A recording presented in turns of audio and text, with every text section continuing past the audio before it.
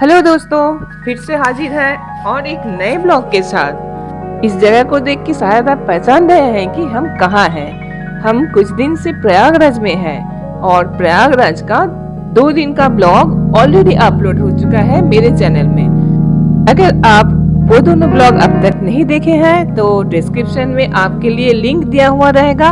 आप जाएं, चेक करें और उन दोनों ब्लॉग का मजा लें।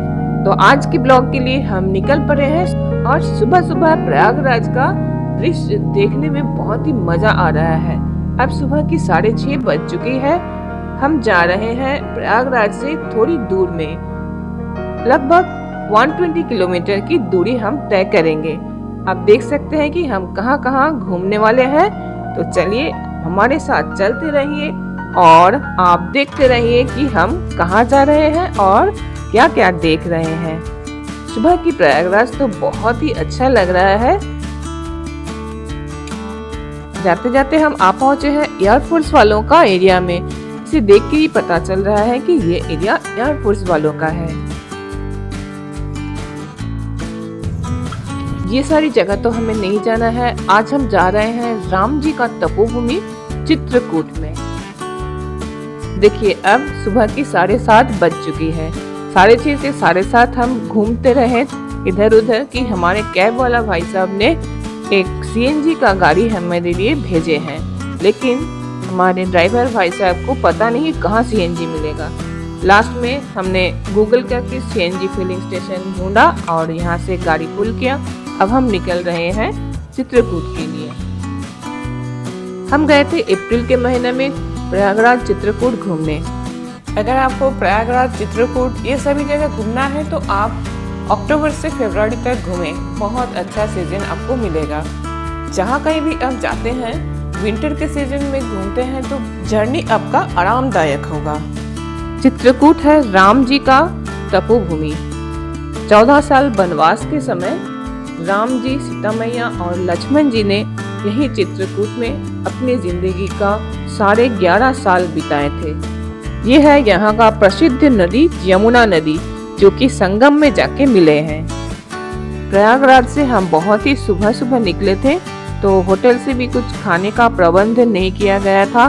भूख भी लग चुकी है अभी, और हमने अपने ड्राइवर भाई साहब से बोल के रखा था कि कहीं अगर अच्छी खाने का जगह मिले तो वहाँ थोड़ा गाड़ी रुकवा के हम अपना ब्रेकफास्ट कर लेंगे। तो अब हम कहीं एक मार्केट प्लेस के करीब आ चुके हैं और यहाँ एक बहुत ही सुंदर रेस्टोरेंट हमें दिखा। इस रेस्टोरेंट में हमने अपना ब्रेकफास्ट किया। यह है शाम दरबार रेस्टोरेंट। तो चलिए अंदर चलते हैं और आपको दिखाते हैं इनका एम्बियंस कैसा है। ये रहा रेस्टोरेंट का एम्बियंस। खाना का तो ऑर्डर हो गया है, लेकिन अब हम इंतजार में हैं कब हमें अपना ब्रेकफास्ट मिलेगा। ये रेस्टोरेंट आता है NH35 पर चित्रकूट जाते हुए कड़वी में। ब्रेकफास्ट का इंतजार करते हुए और क्या करते, कुछ फोटो ही खींच लिए। ब्रेकफास्ट हो गया, फिर निकलते हैं चित्रकूट के लिए। प्रयागराज से चित्रकूट का जर्नी होता है 2.5 से 3 घंटे का। आप यहाँ देख सकते हैं हम आ पहुंचे हैं राम जी का तपोभूमि में। तो यहाँ लैंप पोस्ट भी बना है धनुष जैसा। चित्रकूट यूपी और एमपी के बॉर्डर में आता है। आप चाहे तो एमपी से भी यहाँ आ सकते हैं और यूपी से भी देख सकते हैं। यहाँ देखने के लिए ये सारी जगह है जो बोर्ड में लिखा गया है। तो हमारे प्लानिंग में हम सबसे दूर में जो है गुप्त गोदावरी, वहाँ से दूर का सारा स्पॉट देखते हुए हम लौटते वक्त ये सारे रामघाट ये सब देखते हुए जाएंगे। हम पहले चले गए गुप्त गोदावरी देखने के लिए। सब कुछ देखते हुए हमारा शाम हो चुका था, तो हम रामघाट ही देख नहीं पाए। तो फिर से 3-3.5 घंटा का जर्नी करके हमें लौटना था, और रात के वक्त बहुत ज़्यादा टाइम लगता है ड्राइविंग करने के लिए। तो हमने रामघाट को मिस कर गए। फिर कभी आएंगे तो रामघाट हम जरूर घूमेंगे। यहीं से चित्रकूट का पर्वतमाला दिख रहा है। चित्रकूट मुख्यतः विंध्याचल पर्वत श्रृंखला का एक हिस्सा है। यहाँ और भी कई महत्वपूर्ण पहाड़ियां हैं, लेकिन जिनमें सबसे प्रमुख है कामतगिरी पहाड़, जो कि चित्रकूट का हृदय माना जाता है। वाह, क्या सुंदर लग रहा है ये पहाड़ी। हम लगभग गुप्त गोदावरी के करीब पहुंच चुके हैं और पास ही में है पार्किंग। गाड़ी पार्क करके हम चलते हैं गुप्त गोदावरी देखने। इतनी गर्मी में, अप्रैल महीना का जो गर्मी चल रहा है, इस गर्मी में भी दर्शनार्थियों का कोई कमी नहीं है। आप देख सकते हैं कि कितने बस, ऑटो सब खड़ा है। लोग आए हैं गुप्त गोदावरी देखने के लिए। ये जो सामने गेट दिख रहा है, यहीं पे आपको गाड़ी छोड़ देगी और चारों तरफ का माहौल आपको ऐसा मिलेगा।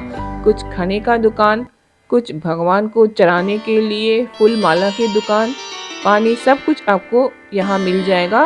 गर्मी में देखिए ये हाल है मेरे पतिदेव जी का। सच में इतनी गर्मी में हमारी हालत खराब हो रही थी। यहाँ से आपको चप्पल उतार के आगे जाना होगा। चप्पल उतार के रखेंगे तो साथ में आपको फूलमाला भी लेना पड़ेगा। हम भी एक फूलमाला ले लिए हैं, तो चलिए मेरे साथ हम चलते हैं गुप्त गोदावरी के तरफ।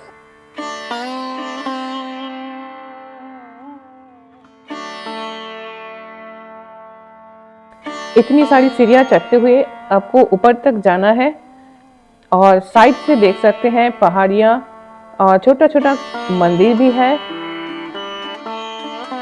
अच्छा है कि ऊपर में शेड बना हुआ है ताकि धूप में, बारिश में दर्शनार्थियों को कोई मुश्किल नहीं होगी। नहीं तो इतनी धूप में खुला रहता तो चलना बहुत मुश्किल हो जाता।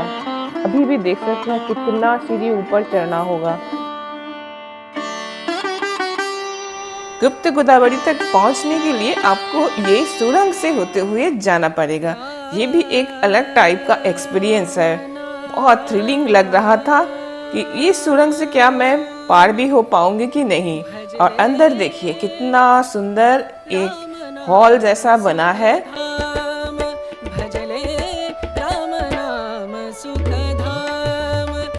आप देख सकते हैं कि कितना सुंदर गुफा है ये। राम जी, सीता जी और लक्ष्मण जी यहाँ जो बिताए थे अपनी जिंदगी का इतना सारा समय, सच में एक पवित्र स्थान है ये। तो चलिए आप भी मेरे साथ देखते रहिए अंदर का दृश्य कैसा है।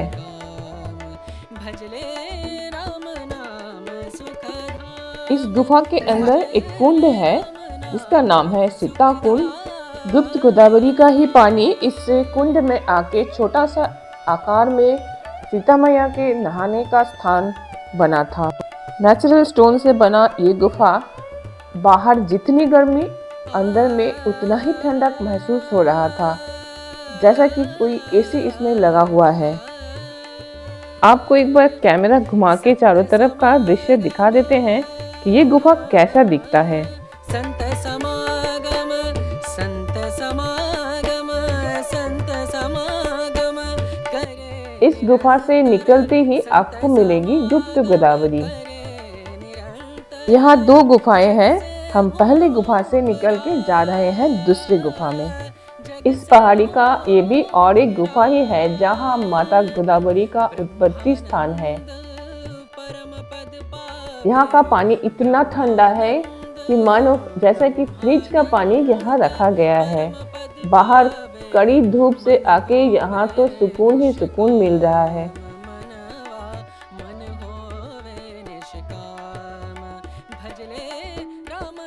पानी के नीचे थोड़ा नुकीला पत्थर भी है। खाली पैर में हम बहुत दूर तक नहीं गए। ऊंचा नीचा बहुत प्रकार का यहाँ का रास्ता है। अंदर तक जाने में बहुत टाइम भी लगेगा। सभी बोल रहे थे कि अंदर कहाँ एंड है इसका किसी को पता नहीं, तो एंड तक जाने के लिए टाइम भी बहुत लग जाएगा। तो हम कुछ दूर तक गए, जैसे कि सभी जा रहे थे उतना दूर गए। फिर लौट के हम जा रहे हैं हमारे नेक्स्ट डेस्टिनेशन के लिए।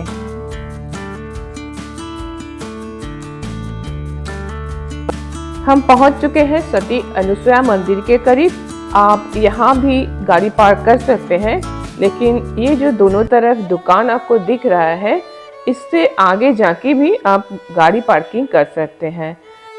साइड से बहती हुई जा रही है मंदाकिनी नदी। कहते हैं कि चित्रकूट के इस घने जंगल और पहाड़ी के बीच मंदाकिनी नदी माता अनुसुईया की तप, पवित्रता और सतीत्व के कारण प्रकट हुई थी और यहीं से मंदाकिनी नदी का उद्गम स्थल है।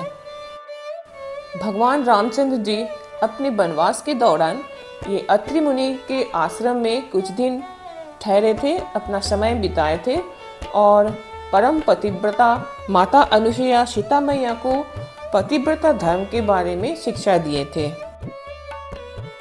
मंदिर को हम बाहर से देख के इतना मोहित हो गए कि हम अंदर जाना ही भूल गए।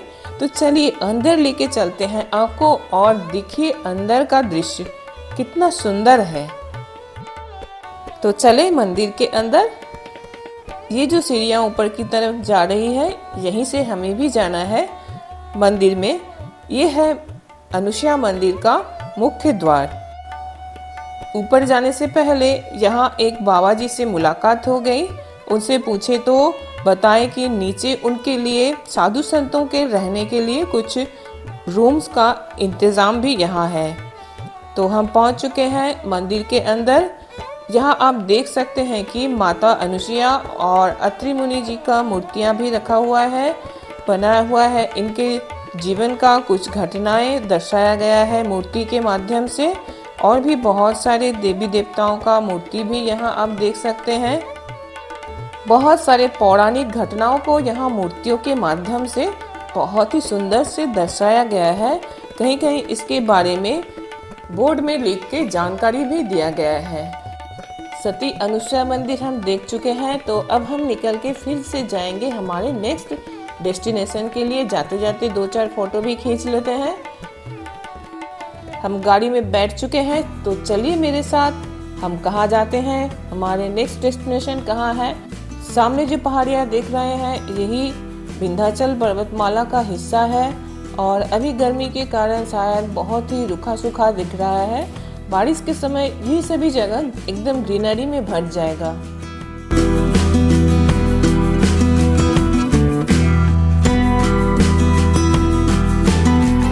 वो देखिए दूर से उड़न खटोला जा रहा है। हमें भी वहाँ तक पहुँचना है, लेकिन थोड़ा इधर उधर हम भटक रहे हैं। ठीक से पता नहीं चल रहा है कि हम अपने डेस्टिनेशन तक कैसे जाएं। हमें जाना है हनुमान धारा देखने के लिए। आप पहाड़ियों से चढ़ के भी जा सकते हैं, ट्रैकिंग करके या वॉक करके। पहाड़ी में चढ़ने का जगह है, लेकिन अभी नया बना है ये उड़न खटोला या रोपवे। हमें रोपवे स्टेशन तक जाना है और यहाँ गूगल भी आपको बता नहीं सकता है कि आपको कैसे जाना है। हम गाड़ी रुकवा के लोकल लोगों से पूछ के फिर हम उड़न खटोला या रोपवे तक पहुँच चुके हैं। ये बहुत ही सुबंदोबस्त बना है रोपवे से हनुमान धारा तक जाने के लिए। नहीं तो ये पहाड़ियों में चढ़ के जाना इतनी गर्मी में बहुत ही मुश्किल का काम है। यहाँ आपको टिकट का प्राइस भी लिखा हुआ है। 3 साल के बच्चों के लिए फ्री है और 3 से 10 साल के बच्चे के लिए 120 रुपया और 10 साल के ऊपर के सभी के लिए 160 रुपया भाड़ा है रोपवे का।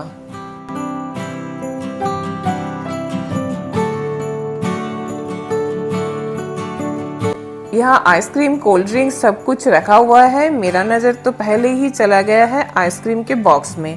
तो चलिए अंदर चलते हैं, रोपवे के लाइन में खड़े होते हैं, फिर हम देखते हैं हमें आइसक्रीम लेना है कि नहीं। हम तो रोपवे में बैठ गए, लेकिन ये खुलने में अभी भी देरी है। तो मेरे पतिदेव जी जाके झटपट से आइसक्रीम भी ले आए। इतनी गर्मी में एक आइसक्रीम हमें रिलैक्स कर दिया है। रोपवे से नीचे का नज़ारा बहुत ही सुंदर लग रहा था।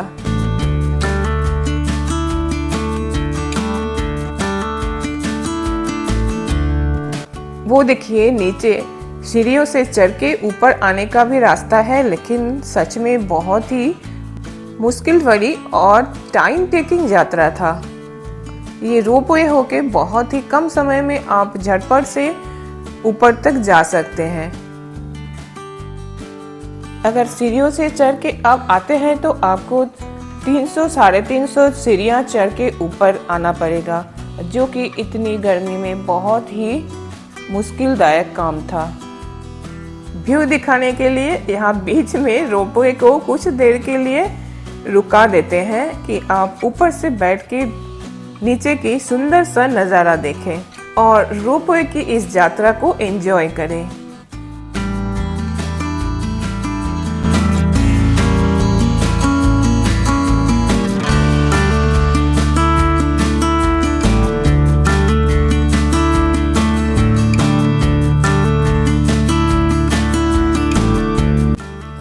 इतनी सीढ़ियाँ नहीं चढ़ना पड़ा, लगभग आधा घंटा में हम ऊपर तक पहुंच चुके हैं।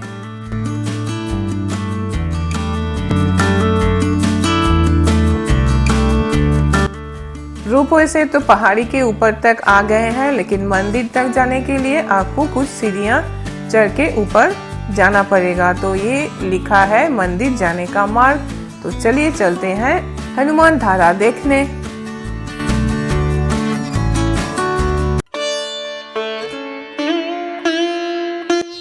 इतनी तपती गर्मी में आपको नंगे पांव यहाँ से ऊपर जाना है मंदिर के अंदर तक, और पांव में जलन तो जरूर ही होगा। कहा जाता है कि लंका दहन के बाद हनुमान जी का क्रोध को शांत करने के लिए प्रभु श्री राम ने इस जलधारा का उत्पन्न किए थे। चलिए आपको लेके चलते हैं ऊपर और दिखाते हैं एक अद्भुत दृश्य। ये दृश्य शायद ही कहीं देखने को मिलता है। लेटे हुए हनुमान जी के मस्तक के साइड से शरीर को छूते हुए एक पतली सी जलधारा सदा बहते रहती है, इसलिए इसे हनुमान धारा बोला जाता है।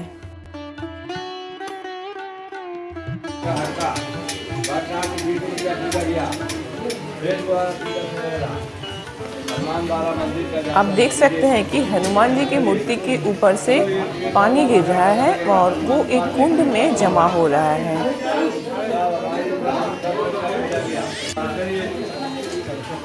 कैसे पहाड़ी के बीच से एक धार में पानी निकल रहा है और उसे ऊपर में जमा होके फिर इस कुंड में आके गिर रहा है, और यही पानी हनुमान जी के ऊपर से बहते हुए नीचे एक बड़ा सा कुंड बना है, वहाँ जमा होता है।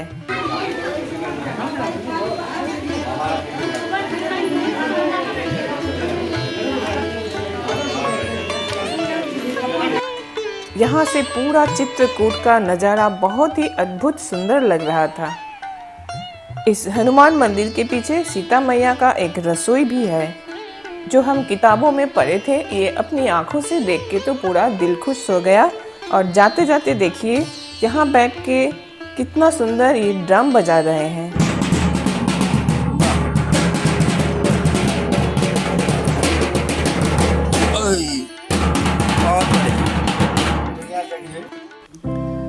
हम रोपवे स्टेशन तक आ गए हैं, तो चलते हैं रोपवे से नीचे।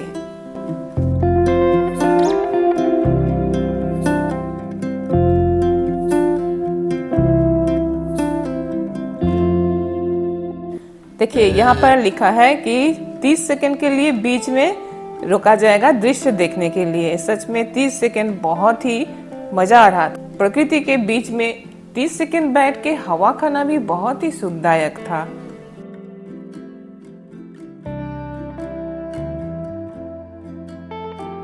हनुमान धारा देखने के बाद हम आए हैं स्फटिक शिला देखने। ये भी एक रहस्यमय शिला है।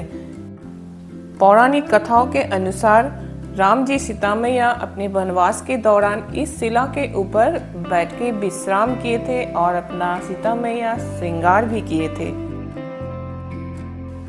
स्फटिक शिला के पीछे से बहती हुई जा रही है वही मंदाकिनी नदी है ना। बहुत ही पवित्र और सुंदर स्थल ये, जंगल के बीच में बहती हुई मंदाकिनी नदी, और यहाँ ये स्फटिक शिला, वो रहा स्फटिक शिला। चलिए आप भी मेरे साथ चलिए और आपको दिखाते हैं स्फटिक शिला कैसा है। स्फटिक जिसे हम क्रिस्टल के नाम से जानते हैं, ये रहा स्फटिक शिला। हम यहाँ बैठे और यहाँ के पौराणिक कथाओं के बारे में कोई बता रहे थे, तो हम उन्हें सुने, बहुत कुछ जानकारी भी प्राप्त हुआ। दूर से देखिए ऐसा दिखता है ये स्फटिक शिला। स्फटिक शिला के साइड में है राम जानकी मंदिर, लेकिन मंदिर के अंदर तो फोटोग्राफी मना है, तो हम कुछ फोटोग्राफी या वीडियो नहीं कर पाए। अब हम आए हैं कामदगिरी मंदिर देखने के लिए। तो चलिए, हमारे ड्राइवर भाई साहब हमें लेके जा रहे हैं, हमें पता नहीं कैसे किधर जाना है, तो उन्होंने बोले कि चलिए हम आपको लेके चलते हैं। गाड़ी पार्किंग के बाद आपको 300-400 मीटर चल के तो जाना पड़ेगा, और दोनों तरफ देखिए दुकानें भी आपको मिल सकता है। अगर आप पूजा करना चाहते हैं तो यहाँ से पूजा सामग्री भी ले सकते हैं।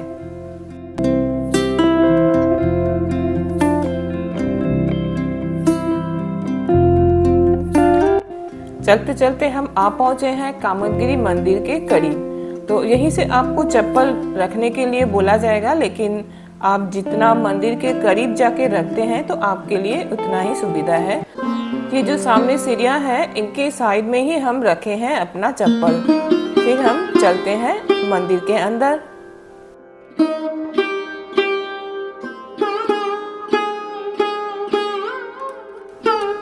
बाबा कामतनाथ के दर्शन से दिन भर का सारा थकान खत्म हो गया। बहुत ही सुंदर दर्शन हुआ। अब हम चलते हैं प्रयागराज के लिए। तो हमें लौटते लौटते और भी 2.5-3 घंटा लग जाएगा। शाम हो चुकी है और ज़्यादा देर यहाँ रुकना ठीक नहीं रहेगा, इसलिए हम अब लौटते हैं प्रयागराज। तो आज का ब्लॉग यहीं पे समाप्त करते हैं। फिर एक नए ब्लॉग में आपके साथ मिलते हैं।